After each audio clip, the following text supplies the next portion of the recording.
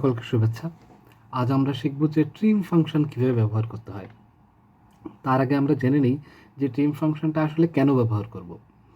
আমরা এক্সেলেই যে সব কিছু নতুন করে লিখি তা কিন্তু না। আমরা অনেক সময় করি ওয়ার্ড থেকে কোনো ডাটা কপি করে নিয়ে গিয়ে এক্সেলে বসাই, আবার বিভিন্ন ওয়েবসাইট থেকে আমরা কোনো লেখা কপি করে এনে এক্সেলে পেস্ট করতেছি। আবার এমন অনেক সময় আছে যে আমরা বিভিন্ন ইমেইলে যেই আমাদের কাছে যে তথ্যগুলো আসে সেগুলো আমরা এক্সেলে সাজিয়ে রাখি। যখন আমরা এক্সেলে সাজাই তখন সেই ডাটাগুলোর সামনে বা পেছনে আনওয়ান্টেড কিছু টেক্সট থেকে যায়। সেই টেক্সটের যখন আমরা কোনো সূত্র ব্যবহার করতে চাই তখন সেই সূত্রগুলো প্রপারলি কাজ করে না। যেমন আমরা কোনো একটা ওয়েবসাইট থেকে কোনো একটা ডাটা কপি করে আনলাম, এবার দেখা যায় যে আমি যদি সেখানে ভিলুকআপ ব্যবহার করতে চাই তাহলে কিন্তু সেখানে ওই ফাংশনটা আনওয়ান্টেড টেক্সটের কারণে বা আনওয়ান্টেড স্পেসের কারণে সেটা কিন্তু প্রপারলি কাজ করে না। কারণ আপনারা জানেন যে ভিলুকআপের যদি সামনে বা পেছনে যদি টেক্সট থাকে তখন কিন্তু ভিলুকআপটা ওইভাবে কাজ করে না।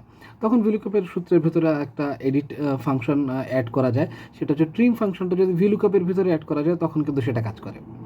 তা আমরা ভিলুকআপের ভিতর ট্রিম ফাংশন কীভাবে ব্যবহার করা যায় সেটা শিখব, কিন্তু তার আগে একেবারে নর্মাল বেসিক ট্রিম ফাংশনটা কীভাবে ব্যবহার করতে হয় সেটা আমরা দেখে নিব। তো চলুন স্ক্রিনে আমরা দেখি।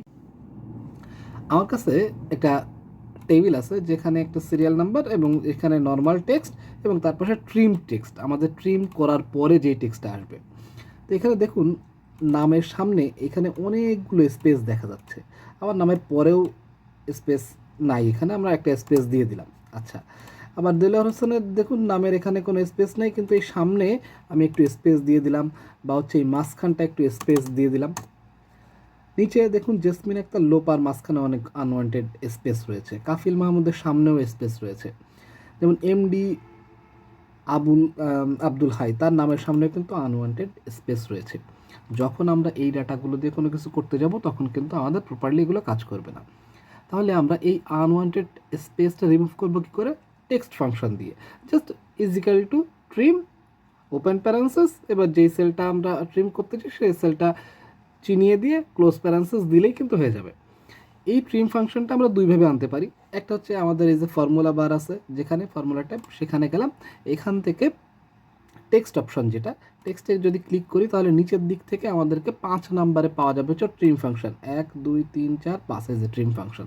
তো আমরা এখানে ট্রিম ফাংশন এখান থেকেও ব্যবহার করতে পারি, আবার সরাসরি যেই সেলে আমি ট্রিম ফাংশনটা চাচ্ছি আমরা তাহলে দেখি ইকুয়ালস টু, এবার আমরা কি function trim, TRIM, trim open parenthesis বা ফার্স্ট ব্র্যাকেট।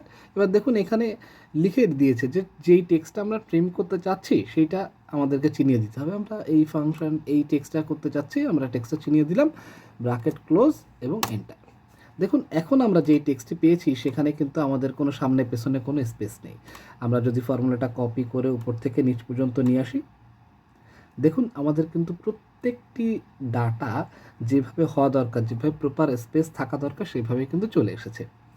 তাহলে আপনারা কিন্তু শিখে গেলেন খুব সহজে কীভাবে ট্রিম ফাংশন আমরা ব্যবহার করতে পারি। আমি দেখাবো হচ্ছে আমাদের এই ফাংশন বার থেকে কীভাবে, ফাংশন ট্যাব থেকে আমরা কীভাবে করি। আমি যেখানে করতে চাই সেইখানটায় আমার কাছে থাকলো।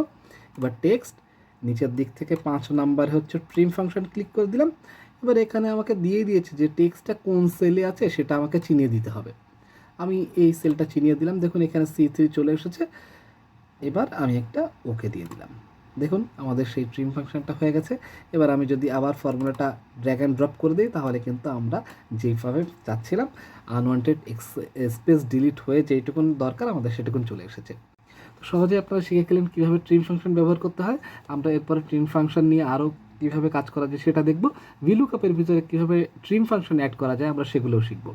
ততদিন পর্যন্ত ভালো থাকবে, সকলকে শুভেচ্ছা।